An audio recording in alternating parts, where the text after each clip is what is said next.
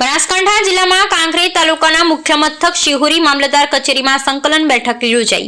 પ્રાપ્ત વિગત અનુસાર કાંકરેજ તાલુકાના મુખ્ય મથક શિહોરી ખાતે કાંકરેજ અને ઓગળ તાલુકાની સંકલન બેઠક ડીસા પ્રાંત અધિકારીની હાજરીમાં યોજાઈ હતી, જેમાં કાંકરેજ તાલુકા ધારાસભ્ય અમૃતજી ઠાકોર, કાંકરેજ તાલુકા મામલતદાર વીએમ પટેલ અને કાંકરેજ તાલુકા વિકાસ અધિકારી સહિત દરેક ડિપાર્ટમેન્ટના અધિકારીઓ અને પ્રતિનિધિઓ હાજર રહ્યા હતા। જેમાં સૌથી અગત્યની બાબત વિશે વાત કરીએ તો કાંકરેજ તાલુકાના મુખ્ય મથક શિહોરી નાળા પાસે બ્રિજ નીચે પડેલા ખાડાઓ ને સ્ટ્રીટ લાઇટ સહિત ઓગળ તાલુકાના વેપારી મથક થરા ખાતે સ્ટ્રીટ લાઇટ અને સર્વિસ રોડ ઉપર પડેલ ખાડાઓ અને પશુપાલક પશુઓના ધોરણે પશુ દવાખાના બનાવવા સહિત અન્ય વિસ્તારમાં થયેલ કમોસમી વરસાદને કારણે ખેતી પાકોમાં વ્યાપક પ્રમાણમાં થયેલ નુકસાનનું વળતર સહિત અન્ય પ્રશ્નો અંગે ચર્ચા કરવામાં આવી હતી।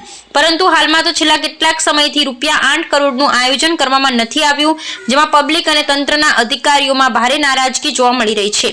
ત્યારે હવે જિલ્લા ભાજપ પ્રમુખ કીર્તિસિંહ વાઘેલા અને કાંકરેજ તાલુકાના ધારાસભ્ય અમૃતજી ઠાકોર દ્વારા લોકહિત માટે પ્રયાસો કરવામાં આવે તે જરૂરી છે। અહેવાલ રામજીભાઈ રાયગુર।